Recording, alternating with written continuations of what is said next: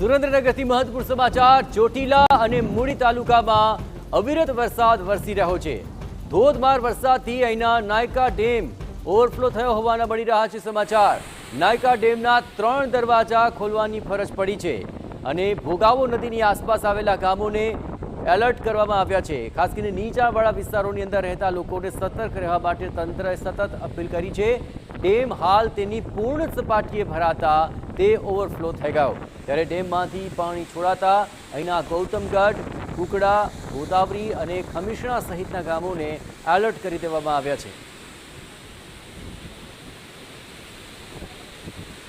જો નાયકા ડેમના 3 દરવાજા ખોલવા પડ્યા છે ને તેને કારણે પાણીનો જે સતત પ્રવાહ છે તે નીચાણવાળા વિસ્તારો તરફ આગળ વધી રહ્યો છે, જેને કારણે અહીંના નીચાણવાળા વિસ્તારોના ગામોને એલર્ટ કરી દેવામાં આવ્યા છે। કાંઠાવાળા વિસ્તારના ગામોને સ્પષ્ટપણે સૂચના આપવામાં આવી છે કે નદી કાંઠાના વિસ્તારોમાં અવરજવર ન કરે।